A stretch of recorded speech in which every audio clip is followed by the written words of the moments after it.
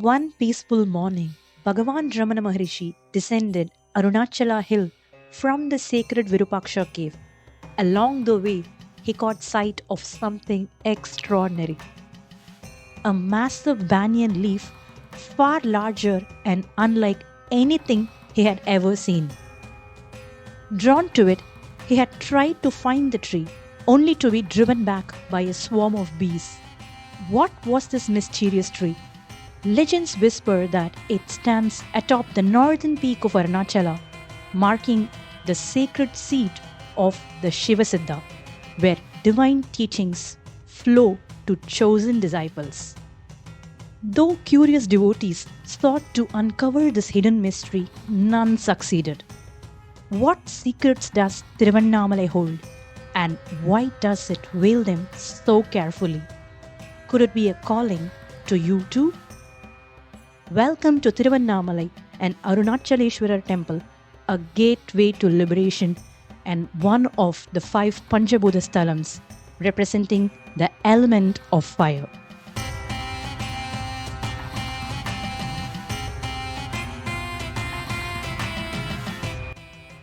With the auspicious Karthigai Deepam fast approaching, it is a perfect time to explore the hidden secrets and tatvas behind visiting this temple and how it can transform our life.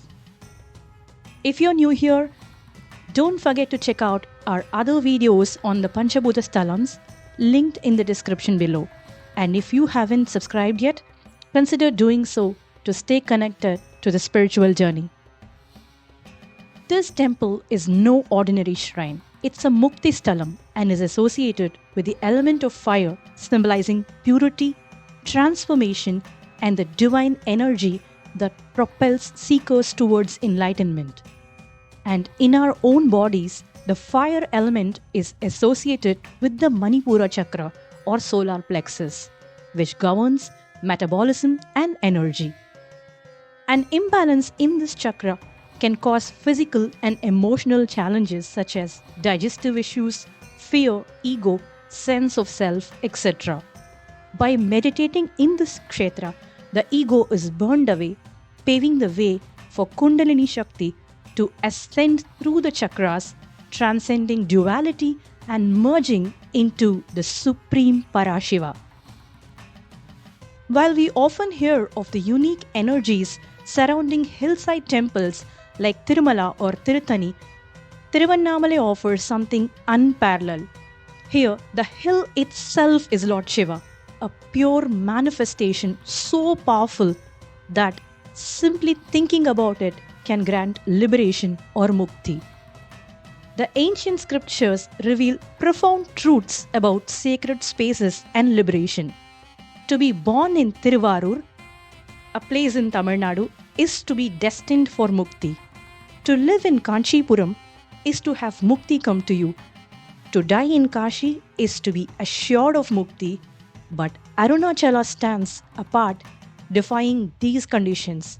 Here you need neither birth, life nor death, just a single thought. Yes, a mere thought of Arunachala is enough for Shiva to absorb your soul into himself, granting you mukti. This is the unparalleled magic of Arunachala, a sacred force that transcends time, space, and action, transforming not just your life but your very soul. Those destined for spiritual awakening find themselves unexplainably drawn to Thiruvannamalai. This is why this sacred temple town has been home to countless Siddhars and Saints who not only attained liberation here but went beyond Mukti, existing even now in their energy form to guide and uplift seekers. If truly blessed, one might even witness their divine presence in physical form. To delve deeper into the mysteries of Siddhars, check out our detailed video linked in the description. Now let's uncover the significance behind the name itself. Annamalai. The word Anna means cannot be neared. But why it cannot be neared? Because it indicates the fire tattva. None can near that fire the fire that this sacred hill once embodied long before its form solidified into rock. This sacred hill has transformed across the Yugas. In Krita Yuga, it blazed as fire. In Treta Yuga, it shone as an emerald hill. In Dwapara Yuga, it glittered as gold, and now in Kali Yuga, it stands as a solid rock embodying Shiva himself. When we perform Girivalam, the circumambulation around the hill, we are not just walking around a hill, we are reverently encircling Shiva, the eternal light. This is the power of Arunachala, the mountain of fire. Now let us delve into the mystery of Shiva Siddha, who eternally resides on this sacred hill. Ramana Maharishi once revealed a profound truth about Lord Shiva. He said, Shiva always manifests in three forms. One as Parabrahman, two as Lingasvarupa, here represented by the sacred hill itself, three as Siddharupa. These words echo the timeless mystery of Thiruvannamalai, a hill that embodies the divine in ways beyond our comprehension. One morning, quite unintentionally, Bhagavan Ramana Maharishi descended the Arunachala hill, returning from the Virupaksha cave. Along the way, he recalled a large banyan tree leaf he had once seen.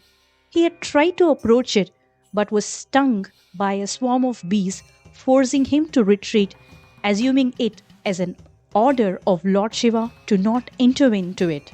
This banyan tree, believed to stand on the northern peak of the hill, was said to be the very place where Arunachaleshwarar, that is Lord Shiva, himself sits and teaches his chosen disciples. Since it is located in the northern peak, the Siddhar should be facing south. That said, let's now see what Arunachala Purana hints us about Shiva Siddha. It states, on the northern peak of the hill stands a banyan tree under which the great Lord Shiva, as a Siddha, sits eternally.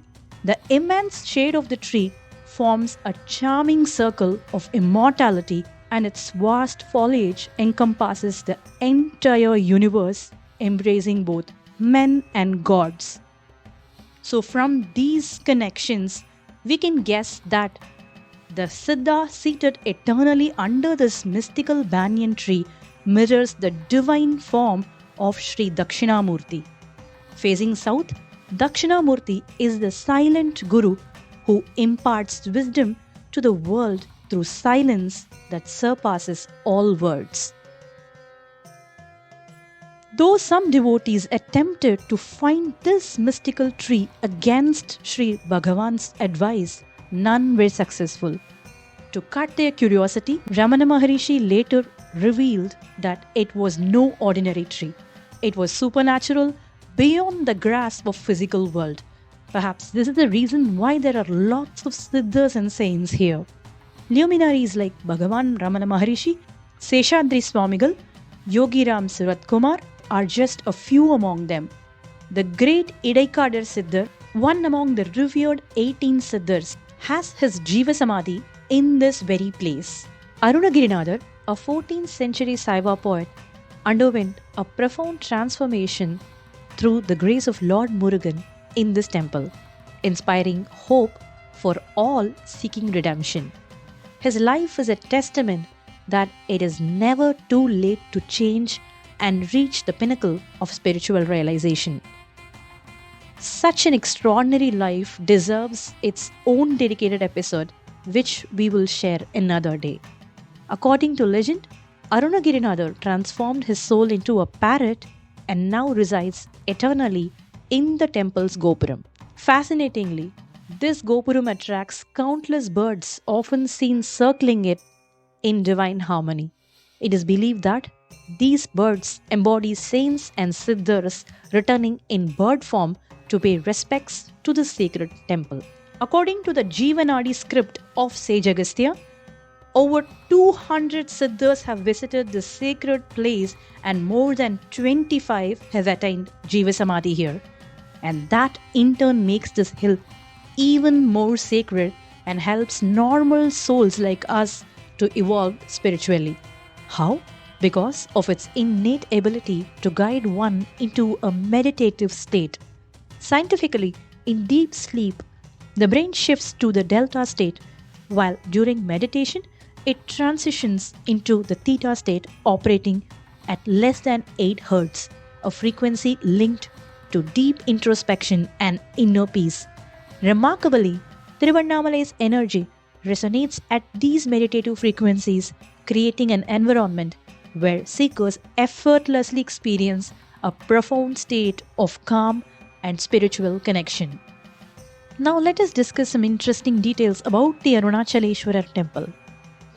Spread over 25 sprawling acres, this architectural marvel stands tall with its 41-meter high Rajagopuram, 9 towering gateways, and 9 prakaram courtyards.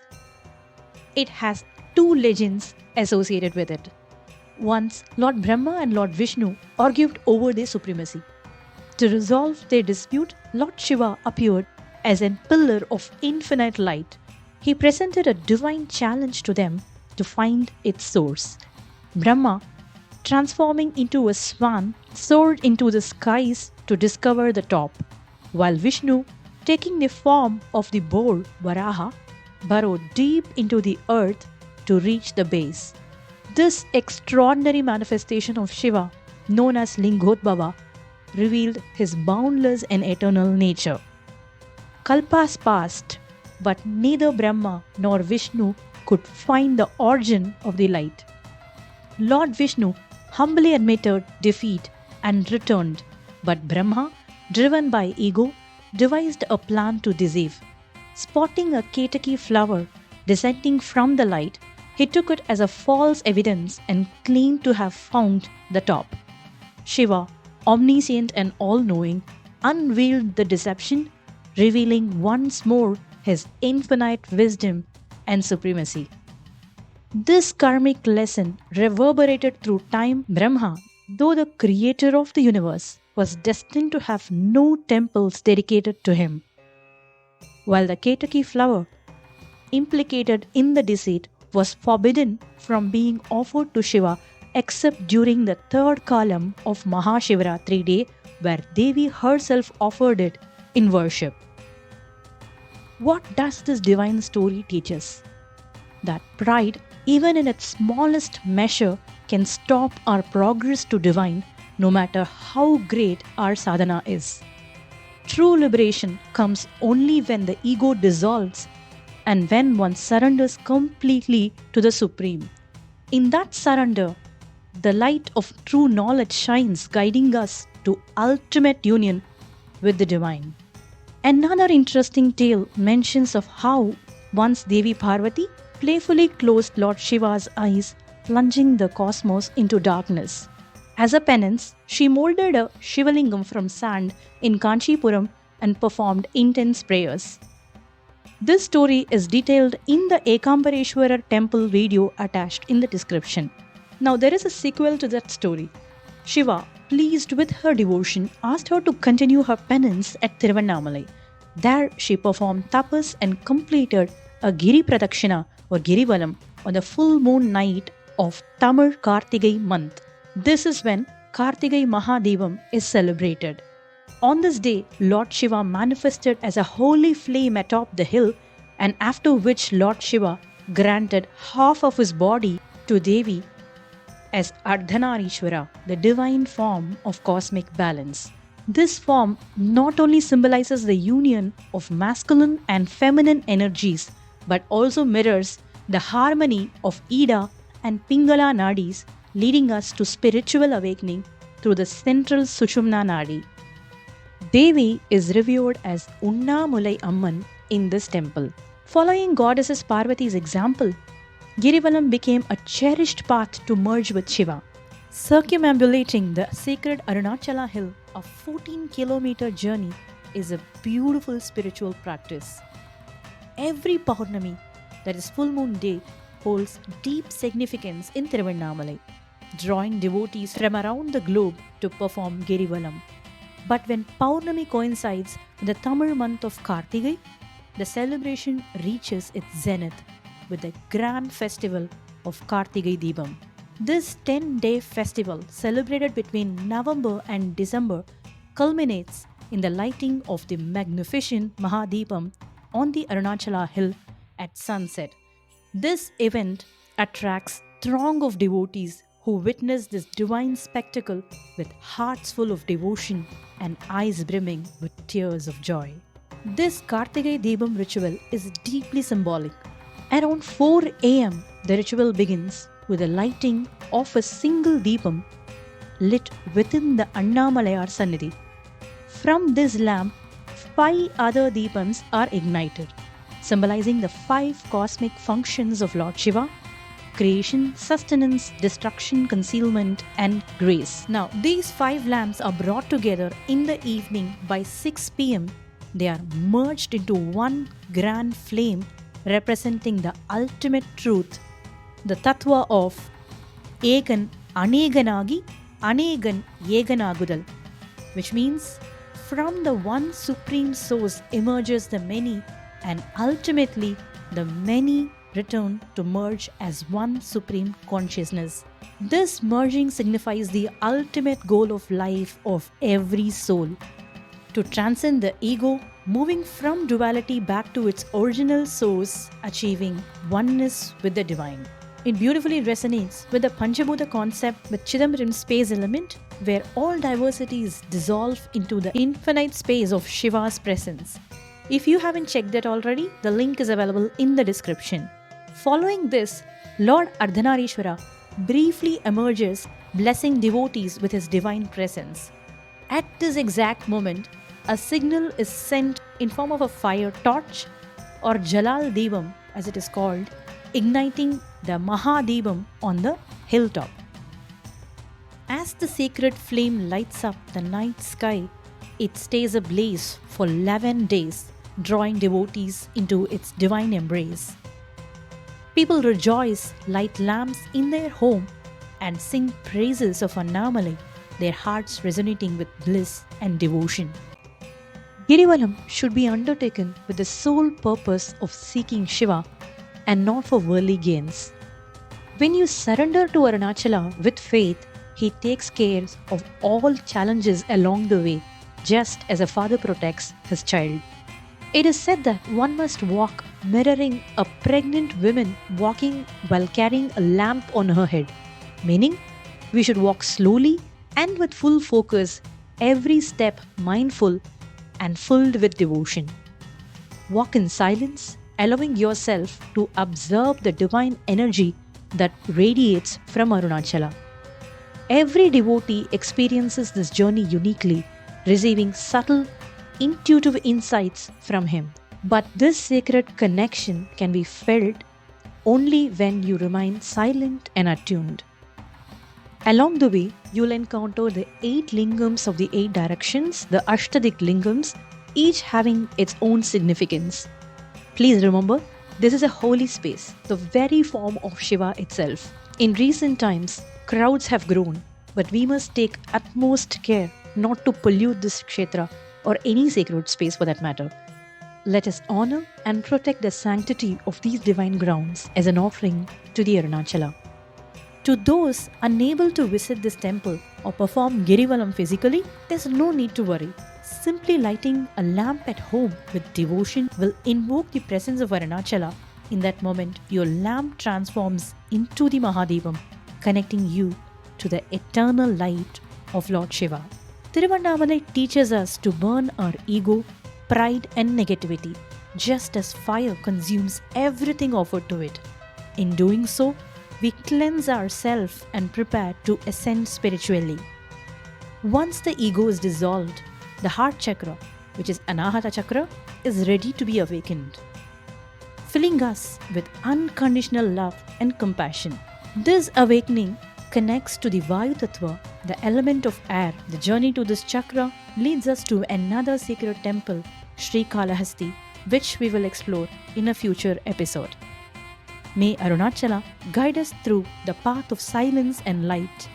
If you like this video, give it a like and share your experiences in the comment section.